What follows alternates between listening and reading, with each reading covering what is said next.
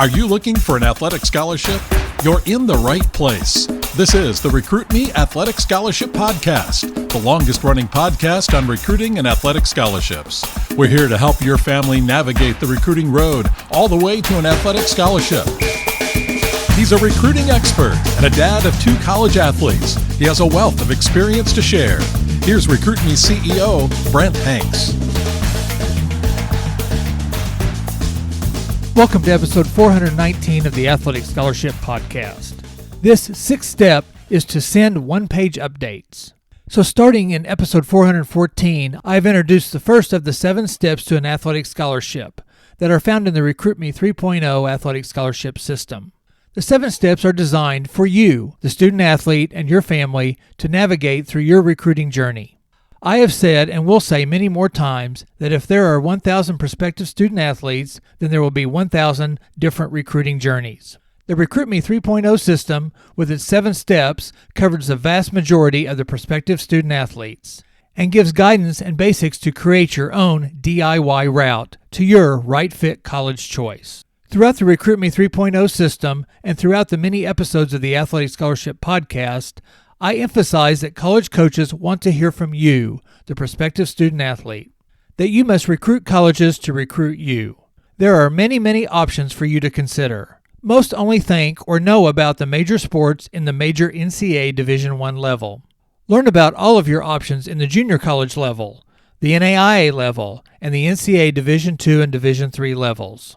The best time to start step 1, which is select the right schools to contact, is as you enter your freshman year of your high school, because it gives you time to research and learn about recruiting and colleges and to work on your athletics and your academics throughout your underclassmen years of high school.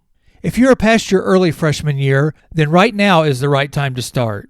Do step 1, select the right schools to contact, from episode 414. Then, step 2, write a great introductory email, from episode 415. Keep working on step 3, create your own one-page player profile, which you get in episode 416. This step is the key to knowing when to start contacting college coaches. Step 4 is build your own recruiting questionnaire, from episode 417. And then last week's episode was step 5, track your communications. Today I'll read from the step 6 chapter, pages 70 through 74, step 6 in the Recruit Me 3.0 manual. Step 6 is send one-page updates. I'm reading from page 70 of the Recruit Me 3.0 Athletic Scholarship System Manual. Step 6, send one-page updates. You need to continue communicating with coaches. After a certain date, depending on your sport, they are permitted to call you, and some will. They are permitted to call you.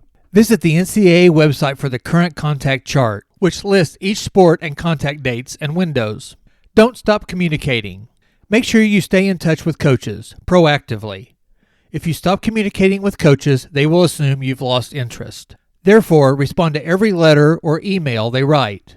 And nowadays, DMs, even if you don't have much interest in the school. That's because you don't want to eliminate any schools until you're close to making your decision. You will be surprised how many offers you thought would materialize and never do, and a school that was not on top of your list moves up. You don't have to return all the phone calls if you don't have time to do so, but you should send out an update after every season. Send an update after every season. This update, which you should write at the conclusion of each high school season and club season, provides highlights of the season, updates your stats, shows the coaches that you are still interested. You can also include your upcoming schedule if you are moving into a club team during the off-season. This is much easier than sending custom letters to every school at various times. This is a uniformed approach. Pages 71 and 72. What should your one-page update look like? The one-page update is another opportunity to highlight your successes and bring the coach current on your athletic and academic achievements. Remember to also send next season's schedule if it's coming up soon. For instance, you might be competing on a club team after your high school season is over. Send that schedule. Send this information as an attached file. By this point in the communication process, you probably have some relationship with the coach. Therefore, email is a great way for your ongoing communication and updates. I suggest using a narrative format for your update, with bullet points for each thought. Include things like your name, city, and state, a heading which might have highlights for your season, your current GPA, coaches love to see success here, your academic honors, athletic highlights, athletic awards and achievements, stats from your latest season, other vital information on your achievements or competitiveness, your immediate future plans, any special moments, your address and phone number at the bottom. Sending updates is the best way to show your continued interest and have a coach update your file.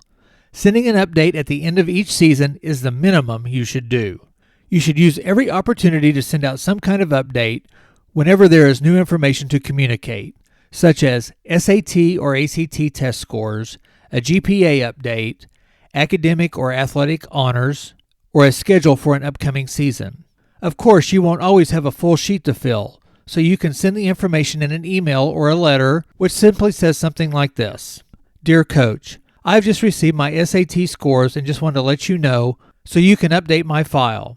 My scores were, put your scores in. Thanks for your continued interest in me. I'm still interested in your program. I will continue to update you on my athletic and academics. There is an example on page 73. The example gives you this. At the very top of the update, a box that says, please add this information to my file. Then here's the example. Tommy Richards, St. Louis Obispo, California, class of 2012. Bats right, throws right. Spring Summer Highlights 2010. 4.1 cumulative GPA through junior year at one of California's top high schools. Class rank 46 of 402. North League Scholar Athlete Award. Next bullet point. Through 2 hitless shutout innings in the Team 1 West Regional Showcase. Next bullet point. Selected as one of 5 16-year-olds on a 16 through 18 summer travel team, the Firestone Rangers, playing a 93-game schedule through the Western States, 23-player roster. Team finished 5th in the USABF World Series. Next bullet point. .322 batting average for the summer travel team, and was one of only 4 pitchers that played regularly as a position player. Next bullet point. 4 wins, 3 loss record for the Rangers. Next bullet point. Resumed catching for the final third of the summer season after fully recovering from a knee injury a year ago. Started several games at that position and could be the team's number 1 catcher this fall in addition to pitching. Next bullet point. Will play fall baseball with the Rangers for a second consecutive year, competing against junior colleges and scout teams. Last bullet point. Special moment. My first game back in catcher's gear. I love catching as much as pitching. And then Tommy's address, email, and phone number. A little side note. As early as you can, set up a special recruiting email. Do not use your school email. You will need this email as you register in the NCAA Eligibility Center or the NAIA Eligibility Center. An example might be trichards5211@gmail.com. Page 74 has some key points. 1. Sending one-page updates tells the coach that you are still interested in the school. The second, send an update at the end of each high school or club season. Send shorter updates when there's something significant to report to coaches. And the third key point, it is important to keep communicating with coaches, or they will likely stop communicating with you.